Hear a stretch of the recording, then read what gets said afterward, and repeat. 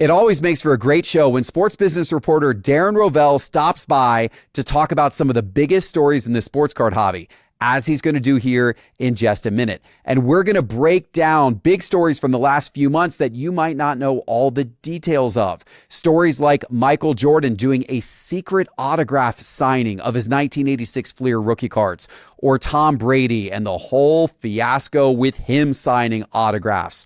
Or how about Victor Wembanyama's rookie cards being faked, counterfeit rookie cards coming from China? What does this mean for collectors? We're going to give you the inside scoop on all of those stories and more. And we're also going to start the episode by talking about Darren Rovell's new venture. It's called Collect, CLLCT. And what Collect is a news website covering the latest news stories from the world of sports cards and memorabilia. He's also got an email newsletter. He's been breaking a lot of news. It's his new venture, and he's got millions of dollars in investment capital behind him.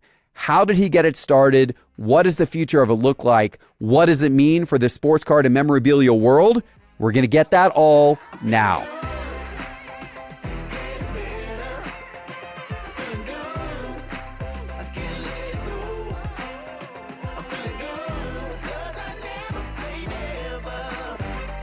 Hey, Darren, welcome back to the Geoff Wilson Show. Thanks for having me. Always like coming on. I really appreciate it. And a lot of big news since the last time we talked. You have launched your own media empire in the sports card and collectibles space called Collect, CLLCT, but pronounced Collect. Tell everybody a little bit about this and what your vision is for this. Well, first, it's just content. I mean, you do a ton of great content, and we're trying to do the same in the overall, memorabilia, collectibles, card space. Hired a bunch of great writers, doing video, but really, I think bringing, great journalism to the space. As you know, this is just such a big world, and, want to celebrate it with incredible articles and content, and at the same time, want to hold people's feet to the fire when things aren't going well. And, I don't think I've been scared throughout my career, and I hope I can bring that, overarching philosophy to everyone, who works for our company. I've been impressed with the rate that you've gotten content out. So for those of, for the audience who hasn't checked out the website yet, cllct.com, you're posting several new articles a day on some days about, various aspects of collecting. Some of it involves cards, some of it involves game used, some of it involves autographs, but it's all kind of within the general world of collecting and a lot of sports themed stuff. Our goal was to do 100 stories in the first 30 days, and we did 125. I think when you're starting something up, you need the quantity game to be there. And I think a lot of people are like, wait, there's not enough, right? I mean, if you have breakers who hit cards, or if there's bounties, but there's not enough out there. And there actually is. I mean, there's great stories that are told, today. There's a story on Star Wars. We have plenty of stories on Star Wars, right? When there's something that happens at an auction, people don't know what these things are in terms of like, why did something sell for what it did? In a Hunt auctions this week, you had the Charlotte O's Cal Ripken card. Which, many people don't know about that. But then they see that it sold for $12,000 and they thought, hey, in the 1990s, I knew minor league cards were collectible, and then kind of they made too much of them, and then this was seen as the pre-rookie, and everyone was really excited. I was part of that game. I had minor league baseball card monthly and loved that. But then we thought it went away, and then this Cal Ripken happens to be the card that has stood the test of time in the minor leagues, and why it has is because they gave it out at a game, the blue version, right? And there were only 2,100 people there at that game. And they had so many that the players were going through it in the locker room, picking out their own cards and throwing out everyone. So a guy would take his, throw out Cal Ripken's. Oh, I'm going to use these for Christmas gifts, And then the police set of that of the 1980 Charlotte set was given out as singles. So they weren't in a bag. And you could get Cal Ripken or you could get someone else. And so a PSA pop of 30. I mean, these are these stories that come out. Or even in the same auction, an autograph of Ray Brown, who's a Hall of Famer who played for the Homestead Grays. It sells for $26,000. And it's like, people would throw out this ball. They'd look at the ball, oh, no recognizable names, or, okay, let's go play with it. And a lot of people throw out balls. This isn't the 65 Yankees. This isn't the 27 Yankees. Like, I don't know anyone on this. So, like, every day there really is a story for us to be intrigued by, look into. And just because a story was done once doesn't mean you can't do it again. Yeah, one thing that the sports collecting and card, community is full of is just all kinds of interesting backstories. I mean, there's thousands of cards literally that somebody could sit down and tell a whole story about for 5 minutes as to why that card's rare or why it's popular. And it's fascinating, and you learn so much. And really, the learning never stops. I wasn't familiar with this story that you just told around these minor league cards of Cal Ripken Jr. So there you go. It's a new one that I know.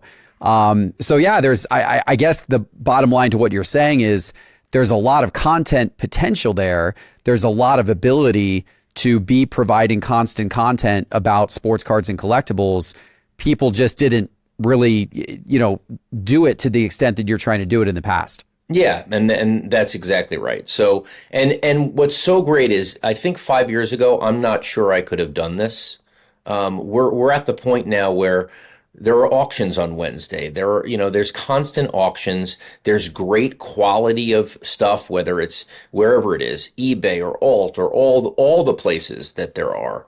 And the population reports really do something great as well, right? Because it helps you tell stories. I mean, I think I've been in PSA's registry looking at population reports more now than I have, ever before, for sure. And to try to understand, those stories and tell those stories. And then there's also so much hobby news, whether it's WADA grading CDs or, PSA WADA grading CDs, or what CGC's doing and, considering autographs. The idea that they've always put a green label on a comic book. And now, that turned into like the green label of death, because they were like, well, we're not certing the auto, even though you have an auto, and now they acquire JSA. Now they're golden. So there's just so much in the hobby.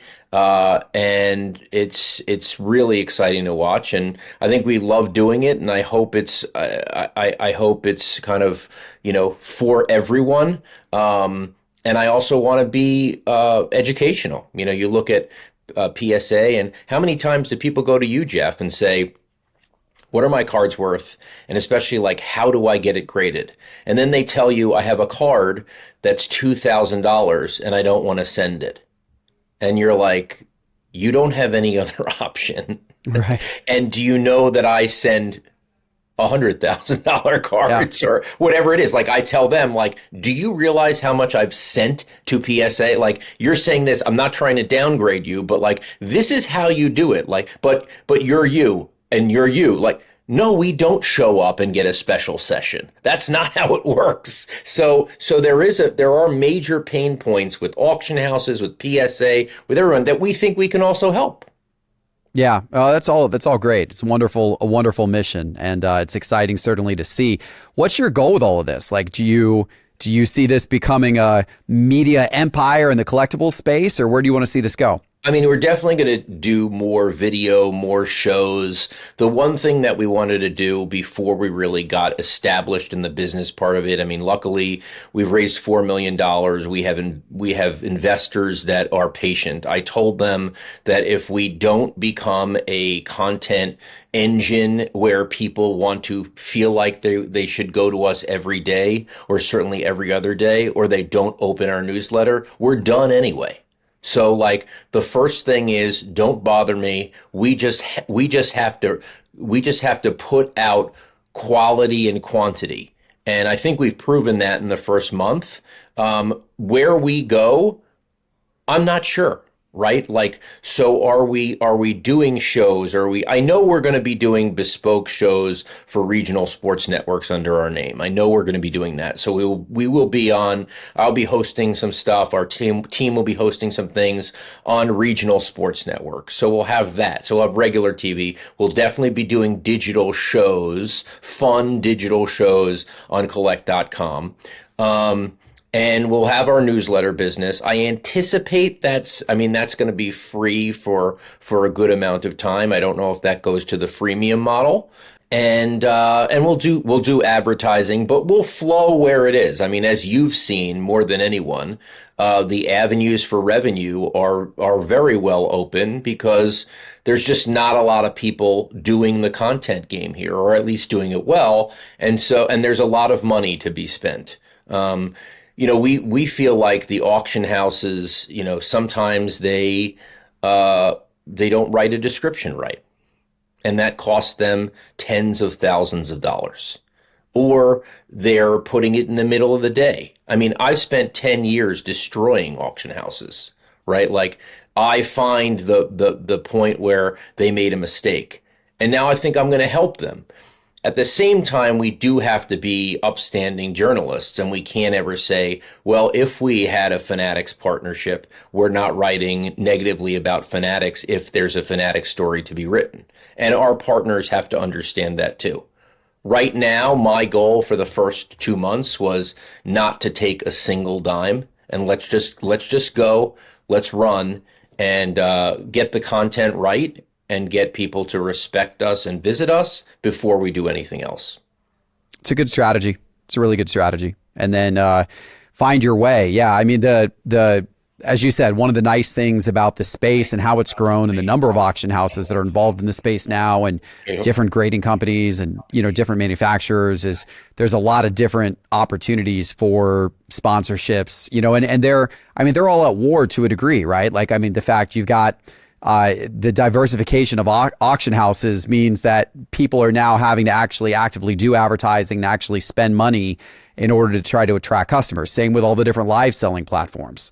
There's customers and consigners, right? I mean, like, yep. Why should you go to us over someone else? I mean, that's you're battling every time, and when there's a sale that's not ideal, people look that up, and where should I go? And so the consigners and the people and the buyers are looking at these various things. And sometimes there's great. I'll tell you, like, iconic auctions. I don't know if you've dealt with them at all, but like, over the past year and a half, the items that they have been able to sell at the prices they've been able to get overstretches who they are. Right, like when it came time to sell my Shaquille O'Neal college ID, I went to them because I feel like they're focused. There's a lot of things going on where some of these auctions are way too long from start to finish, like a month, even for an elite auction. It's too long given how we work and how our heads work today. So like they only do a week long, It's been interesting to see RR, and although not in sports cards, but historical, to see, these smaller houses rising to relevance has certainly, been very intriguing. Look at the golf auction. I mean, the golf auction or Golden Age, those two niche. We're seeing a tennis auction house now. Like, these niches are very interesting because they get the people who are focused on that. There's a eBay in Scandinavia called, I think, Katawiki, and what they do is they aggregate all the things that are like at the same time. So they don't let you just say, "Hey, I want my auction to end on Saturday."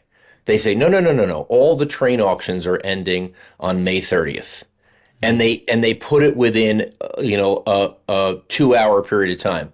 So you can bet that every single train person is in there within that 2-hour period of time. And obviously, versus like an eBay, it gets like a 50% bump or 100% bump because it's not just ending willy-nilly. So I think that's going to be, niche auction houses, guys that do things really well over generalists, is going to be an interesting story to watch over the next couple of years. It will be for sure. Yeah. And good for you because it allows you to create a lot of interesting content, and good for me that you're doing it, because one of my frustrations, I will say, as a collector of a lot of different types of cards and memorabilia, is I often miss auctions. It's Yes. oftentimes there's an item that sells at a smaller auction house. I wasn't aware of it, and someone, after it's sold, someone will send me, hey, did you see what this sold for? And I'll say, wait a minute, I would have absolutely Of bid on course. that. I would have bought it at that price. I had no idea it was even up for auction. Right, and that's where so we do every Thursday as part of our newsletter, we do an auction preview and go through all the things. I will even tell you I'm bidding on something, which would seem we had this whole talk about like, do you not include something that you're bidding on? And then we were like, oh, then people are going to get all over us. And I said, I'll include something I'm bidding on. Like I'll say I'm bidding on it. Like, okay, maybe it'll make it a little bit more expensive, but just to be kind of like I'm not saying it because I like it. No, there's tremendous stuff. There's way too much stuff for all of us to find out. And sometimes you have a situation where it's memory lane or REA where it's usually heavy cards, and then there's like 15 items in the middle that even if you had the book to go through, you'd miss. And I think that, I there is no doubt that auction houses leave tens of millions, maybe hundreds of millions of dollars on the table by not either advertising enough, people knowing what's going on, or putting it at the wrong time. Yeah, or telling the story behind some of the items properly. Oh, the story is, yeah. If you have a chance to get people to learn about something, and then they fall in love with the story, because then they're going to have it and they're going to tell it. And we all like to tell stories as collectors. That's what makes it, the and sometimes you see an item and you're just like, oh my God, like this is so cool, and it's amazing what's come out. Yeah, there. It's really Yeah, incredible to see. I mean, I just bought the 1992 rooming list from Barcelona. I saw that. I saw that. Yeah, I mean, it's as wild. But it's in, for someone who was, a dream team. What was I, 92, a freshman year yep. in high school, dream team was everything. And to see like the computer type, a printed out page that Christian Leitner just happened to save and sign it, like that's amazing. I know you have you stole the Michael Jordan, ID from me. That's an I have unbelievable that. I've piece. got a lot of Dream Team stuff, but along the lines of kind of those weird, quirky pieces. As you know, on Golden, Karl Malone auctioned a bunch of his Dream Team stuff, and the first wave of that was all the jerseys and the The shoes and premium stuff, yeah. all that stuff that went for several $100,000. But then there's been kind of a couple more waves of it, and in a Golden auction a couple of months ago, it was kind of like his clean out of the bottom of his storage locker. It was all of these like really kind of funky pieces from that era. And so he had one of the pieces that I ended up buying. I think it cost me about a little over $1,000, maybe $1,400. It was a folder of essentially given to him by the team secretary of information for his trip to Oh, Barcelona for the Olympics. And even in the Golden auction, because it only supports up to 10 photos, it only showed a few of the documents, but it was like a thick folder, so you could tell there was a lot more stuff in there. And so I bought the thing, and it's full of like all kinds of little gems. Like it's got their schedule as to where they're supposed to eat dinner and who the guests are going to that's be at great. dinner. It's got the, practice times for all of the games and the game times, like it's the practice schedule for, the whole entire time, and what coach is in charge of what practice, and just like, these gems of things that I'm just going through, that just kind of a cool little historical quirky artifact. So when I saw your rooming list, I was like, oh man, that's right up that alley. That's Well, super cool. hopefully it wasn't in there because it said it was the only one left. So hopefully the rooming list I was did not not see a in there. rooming list. I I did I not see a I, rooming I list. bought Carl Malone's Delta Crown Club card because There you go. I couldn't resist. But that's also like we want stories of people who've bought things at auction or bought things or have things, or there's so many stories to be told. And I don't think right now we have the form or we're in the right place to ask for these stories. But like I mean, the stories that some of these graphers have from getting autographs and like just people there's a story we'll eventually tell of a guy who followed Charles Barkley into a big and tall, and Charles was basically like, this is criminal. Like, if you follow me again, I will never sign an autograph of you again. Like, I'll kill you. I think he said, I'll kill you. I'll kill you. Like, these things are just, there's so many great stories waiting to be told, and we want to be the receptor of those stories. That will be a lot of fun. Good. And I want to talk about a few of the specific big stories in the hobby here. We'll talk about that in a minute that you have reported on so far.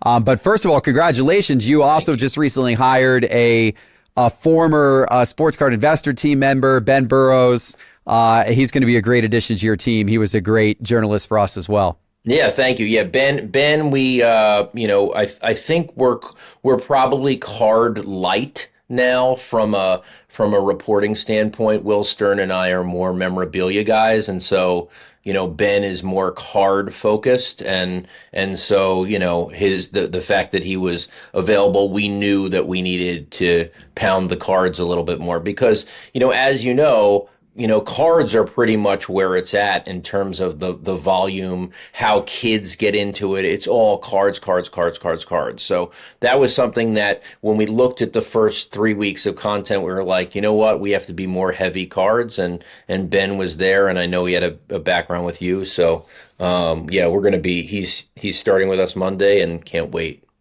He'll be a great addition to the team. You guys, yeah, you did great. He's it was great for us for sure. All right, there's a few stories that you covered over the last month or two that I want to highlight in particular. I think these were kind of fascinating. So one was a story that probably didn't get enough attention, maybe in the grand scheme of things. Michael Jordan doing a secret signing of his 1986 Fleer rookie cards. This story had particular interest to me because I'm the owner of a signed 1986 Fleer Michael Jordan rookie card. Oh, I didn't know that. Oh my God. I do own one, and there's not a lot of them out there. I mean, you're talking less than 100 of those if you look at the PSA population reports, and there's not full population data on autographs, so it's hard to actually fully know. Like, the population report will only show autographs if the card was authenticated. If it was simply an autograph authentication with no card authentication, Correct. It doesn't show up in the pop report. So it's not always easy to tell how many autographs are out there, but there aren't many, I can tell you that. And I do own one. And so when I saw this story, I was kind of simultaneously excited, and my interest was piqued that these were going to be some of the best copies out there. I was also a little worried, because if Jordan's signing more of these, does it devalue the existing ones? He hasn't signed these for a long time. Wait, tell me about this story. This was one of the crazy. I mean, I can't believe between the Brady story, which I'm sure we're going to talk about, and this, I can't believe in 30 days both these stories hit. So I get a call from a deep throat, basically saying, "Hey, there's a weird thing that's gone on with the Michael Jordan PSA 10 populations." In terms of, like, there were some that I think there's 323 Jordan 10s there. So some of them like left that population and entered like the PSA DNA population. So clearly there's been Jordan signed some of these 10s, and I'm like, get out of here. This is ridiculous. Like, I can't believe this happened. And the problem is I'm never going to be able to get a source that says that said that this happened. So it turns out that I made a bunch of calls and was able to find out relatively quickly that Michael Jordan did sign, I believe, 8 PSA or 8 rookie cards, and 6 were PSA 10s, and 3 had inscriptions on it. I've now come to learn that some of some of those inscriptions. One says however time, 3-time defensive player of the year. One says GOAT. One says his number of All-Star games. But the fact that this signing could happen, I mean, this is the thing. It's like, okay, Jordan has his upper deck deal. He's not going to sign Fleer. And in general, who the hell's ever going to get him to sign? Like, a one-off signing. Yes, and obviously in the old days he did this for the Flight Club. You bring one item, get it signed, and that's how people did it. But like the fact that this was done, so I still don't know who it was done for. I was told he wasn't paid, which is again, that's like a strange thing. Like how you're literally taking a PSA 10, which is 150,000, and probably making it more than $1 million. So how, knowing that delta, how does that not happen? But I have heard since that the guy is interested in selling them. I don't know the price, and I don't know who the guy is. But so I have a lot. There's a lot of mystery behind here, Geoff. But obviously, it's wild because, and this is how I think about. I have a collection of Tiger Woods signed Masters badges, winning Masters badges, the 5 that he won, and I'm always betting against him having a sit down signing. And so I understand your thought there, being like you're betting again. This concerns you a little bit because if he signed 8, good God, like why would he do this? Like your part of your value is you're betting that he won't do this. So I don't think this is going to be a normal occurrence. Yeah. But the fact that he did it certainly has people intrigued, and it didn't get the coverage that I thought it would get. Certainly in the card world, people knew how big it was, but I felt like on the outside, people didn't quite understand why this was big because there's such a nuance that you have to understand to make this story what it was. And it is a big deal. I mean, PSA 10, autograph 10, Jordan's floating out there. I mean, you're right. I think those cards are suddenly worth millions of dollars.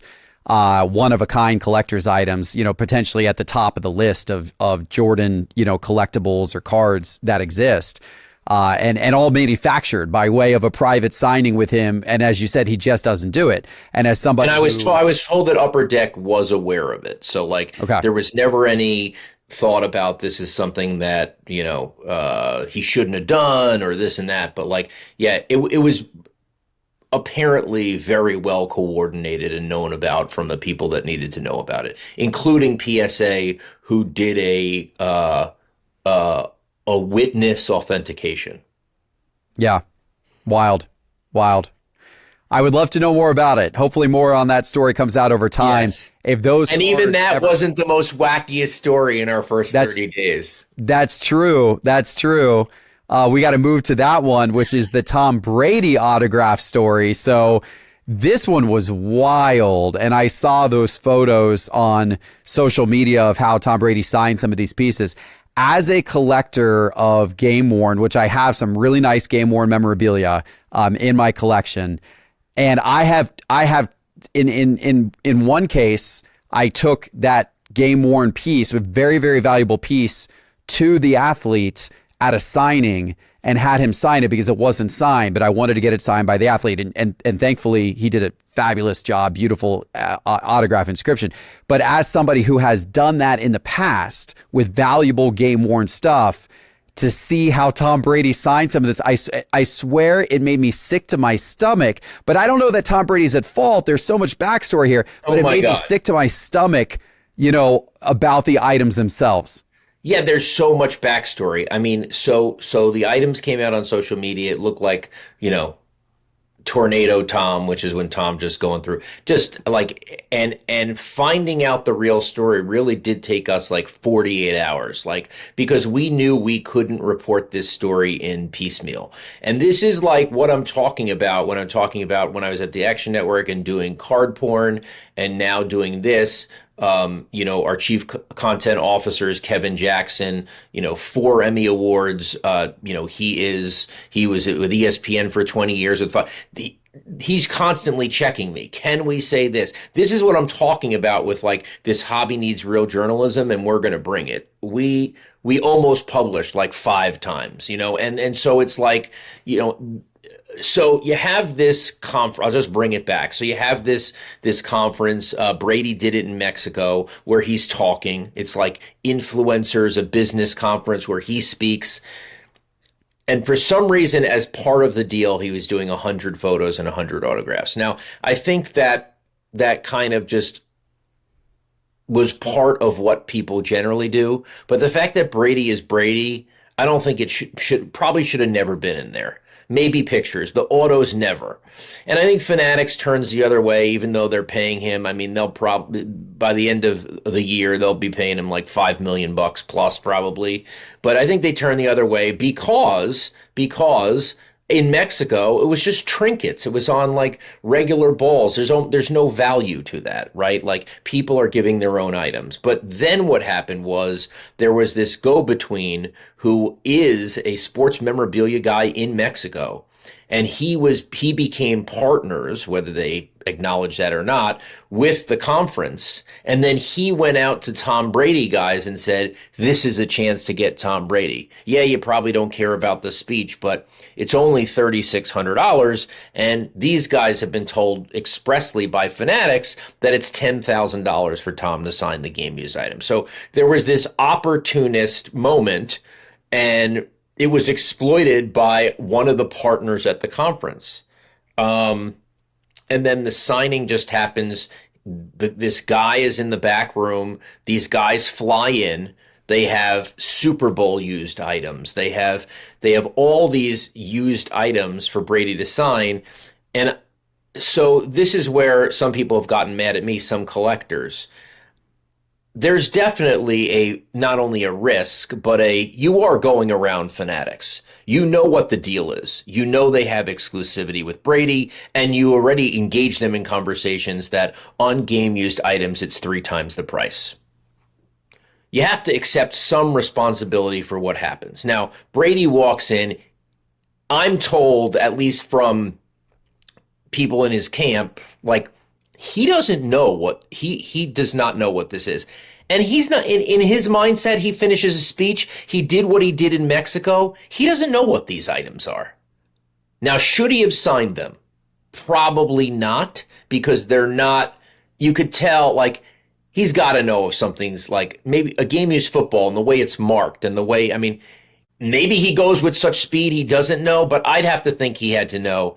And he probably does regret that he did what he did, that he just signed it. He knew he had the contract. He tried to satisfy the contract, and we wind up with this. I don't know what the make good is, but I do think that everyone should bear responsibility here. It just didn't go at all well on any level. It became a signing. It wasn't really a signing, and I think in the end, everyone's unhappy, including Tom. I mean, Tom can't be happy with this. I wouldn't think so. Do you think Tom owes anything back to these collectors at this point, or do you think he, I don't know if he owes it, but it would be nice. It would be nice. To do a couple things. Now, what are those things? I don't know. Now, because the issue is, especially on some of the items, like on a seat back, you can get that off and it doesn't matter. But like on a couple items, if you're taking agents to it, especially like on the ticket, on the 2001 ticket book, like that's on paper, that's gone. But like on a ball, if you're taking agents to it and you're scrubbing it off, like you might be undoing your photo match. That's another nuance here that might be difficult. But I think there should be something done. I don't think this is all Tom's fault. I don't think this is all the conference fault, and I don't think this is all the collector's fault. But it just did not go well. It did not go well. And I hope stories like this are like, okay, sometimes the cost of doing business is going with the exclusives, and you have to bite the bullet. And if something is worth, $150,000, $200,000, the difference between $10,000 and $3,600 is probably not worth it. I get scared. The autograph gets me now because it's kind of like, I think now that the autograph on cards has gotten very popular, it seems like autographs are, hey, if you can get a ticket, put an autograph on it. And then it's kind of like, sometimes it takes away the beauty of it. Mm-hmm. Like, I think the the autograph thought, like I'm automatically going to get an autograph if I can get it. I think people really have to consider that because there's been some items where I've kind of pulled back. I had one, Allen Iverson tested a pen on one of my beautiful Iverson Ray Allen ticket debuts, destroyed the ticket. And then they gave me back the money that I paid for the ticket, which was in 2018 when it was $200. So I think people have to think about obviously the forum, who they're paying, whether it's a trick or not, the setup, and whether they want an autograph at all. All these are good points. Sometimes you should be happy with the item you have. I've experienced this recently with grading. I've kind of got in this rush of like, I need to reholder, or I need to cross over, or I need to, try to take an old label and go from one grading company to the other or whatever. And there's been some times when I've been happy with the outcome of doing it, and I'm like, I'm really happy I did that. And then there's some other times when I've been like, man, I don't know, maybe I should have just left it alone in its original state and not tried to improve it, flip it, cross over to another grading company, grade goes down. I'm not happy kind of with where it's at. I kind of wish I could go back. And so, it's sometimes just being happy with what you have rather than always trying to figure out ways to make it better is not bad advice. Yeah, because the auto, I mean, I guess on some of these game use items, the auto means a lot, but then also it's like, it's the auto in time. Like people have to realize if you get the auto and it's a contemporary auto, it just means so much more that it happened at the time of that. I mean, I paid double the price for my 1997 Masters badge signed by Tiger, between 1997 and 1999 based on the autograph style. Because I think like the whole like coming in after and, having an autograph, especially people's autographs have changed over time. Sometimes I don't think it's that great. Yeah, I mean, and it's easy, of course, for athletes as they get older to sign a whole bunch of autographs of those items, but to have one that was signed in the time before people had access or were even thinking about, getting them signed, there is inherent additional value there. I agree. I want to switch to another story you guys reported on that also has me a little bit scared. The Victor Wembanyama fake rookie card seized by the U.S. border agents. This seems like this could be kind of a big deal here, especially if you've got,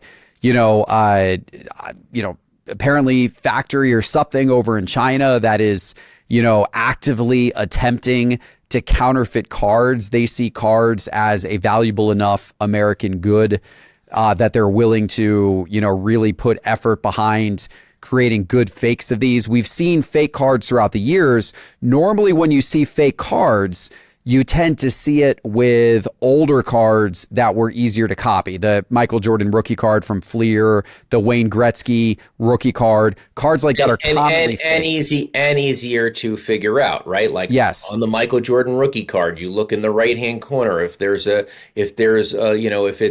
blurry, you look at the back, you look at the color of the red. There's a lot of like these are easy ways to spot.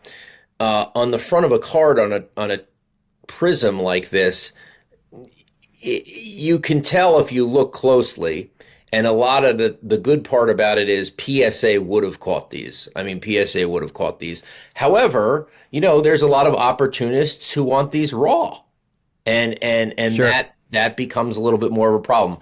I was told after the story that Border Patrol seized 40 total cards in a bucket of other things, but that there's 4,000 somewhere else. I mean, they're not making 40 cards. So I think it is an issue. And I do think over time, it happens to be that they were bad fakes in terms of like, it wasn't really that close when you look at it. I mean, I could see it on a picture. So certainly in the raw, in when you're right in front of it, you can tell. But over time, it could get better and better. You kind of do wonder. So like Panini said, like, we're looking into it. Like you kind of wonder about printing plates, all this type of stuff, and how fast things will be caught. And there had not really been, I probably failed to put it in perspective, but there has not really been a whole lot of like modern card fraud that we've seen, or at least have been caught. So this is definitely an interesting one. Yeah, that's why it caught my eye because you don't, yeah, as I said, you normally see the older cards being faked, not the new ones. It's always just kind of been assumed with the chromium print technology and everything like that. It takes much more of a sophisticated printer setup to be able to really fake that. So it's just always been kind of assumed that the newer ones aren't really getting faked, or at least as often. The attempts aren't as good. And so when I saw that, I was like, huh, what does that lead to? Are you going to have, someone's going to discover someday that there's 20 Kaboom golds number to Right. 10 on the market of a player like Victor Wembanyama, and of course each of those are going to command tens of Yeah, and thousands of you dollars. imagine where the money is in the number. You can imagine, if there's some fraud being able to be put out with the number, with the stamping alone. So can you imagine that nightmare when something is slabbed? And again, this is raw versus, I mean, you look to the grading companies to hopefully catch these things. But we've had a couple situations before where there's the same number, or but can you imagine that? I mean, if there's number fraud, that could be something that would be Absolutely. bad. All right, one final story I want to get your quick opinion on before we wrap the episode. Another major story, an ongoing drama in the sports card hobby over the last couple of months has been cleaning cards and Kurt's Card Care versus PSA, the battle of PSA. Of course, I had Ryan Hogue on this show, the president Yeah, of great, PSA. great, great stuff. Great interview. Appreciate it. Yeah. And he was very clear that they don't want, they consider it altering. They don't want people using sprays and polishes and waxes and, other substances on cards. It's either just, microfiber, maybe a little bit of hot breath, and that's it. And then you've got, but it's a cat and mouse game, right? And PSA is working on ways to detect it. You interviewed the owner of Kurt's Card Care, who feels like he's kind of been, maybe victimized or villainized, I guess is the right word, through all of this. What's your take on this? Is this something that PSA should shift their stance on and just learn a little bit to embrace because it is accepted to a degree in other fields like art?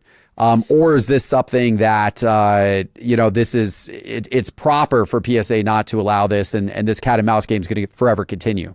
Yeah, I mean the question is, in art it's allowed. It's allowed up to restoration, but then when people hear that something is restored, it does start to affect values and the general mass of people who are willing to invest in something if it's been restored to a point where it's not natural.